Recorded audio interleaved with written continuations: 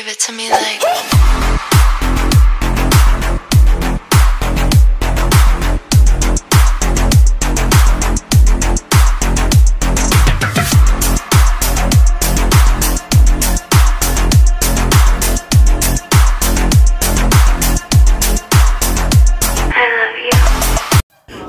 Okay guys, for today's video, share ko lang yun guys kung paano ma-marinate ng perfect grilled pork chop. Ayan guys, so I chop 1/2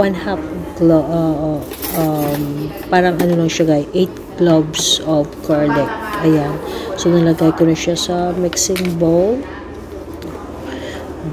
Then pagkatapos nyan guys, so, syempre ilagay ko yung 1 tablespoon of salt. Kasi 1 kilo na pork chop yung marinate natin. Ayan. So, then, after that, we can put 1 tablespoon of black pepper. Huwag masyadong full yung spoon kasi masubang anghang naman. Yung gisakto lang na 1 tablespoon. Then, pagkatapos yung suka or vinegar. So, 3 tablespoon of vinegar or suka. Then, pagkatapos, lagyan natin ng tuyo. Siyempre, 3 tablespoon of tuyo or black soy sauce. Ayan. Lagay natin siya. Then, pagkatapos, guys, stir natin. Halo-haloin lang. Ayan. Halo-haloin lang natin na mabuti yung ingredients natin. Yung pang-marinate natin sa pork chop. Ayan. Ayan. So, mix it lang para matunaw talaga yung salt. Ayan na siya. So, lagyan din natin siya ng sugar. 1 tablespoon of sugar. Ayan. So, mix na naman natin siya para matunaw yung sugar. Ayan. So, just mix it well. Ayan.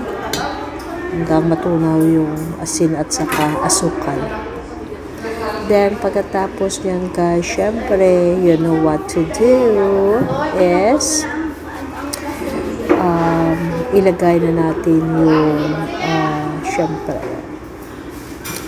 hindi pala guys pork chop, parang ribs ata yung binili ko, pork ribs or yeah, pork ribs pang ano ba, pang back ribs guys, pero pork ribs siya kasi walang taba, meat lang siya. So, ayaw kasi ng mga anak ko yung may mga taba. Gusto na yung meat lang. Ayan. So, ayan. So, lagay na natin. Ayan. Ganyan lang. Marinate natin siya. 1 kilo na pork ribs yung binili ko. Ayan. So, ayan lang siya guys. Ganun lang. Ayan. Tingnan nyo. Ang dami yun yung bawang. Ayan. Ayan. So, rub na natin siya. Ayan. So, ayan. More pa. Hanggang maubos. Ayan. Okay. Hanggang maubos yung 1 kilo. Ayan. Ayan siya. Ayan. More pa. Ayan.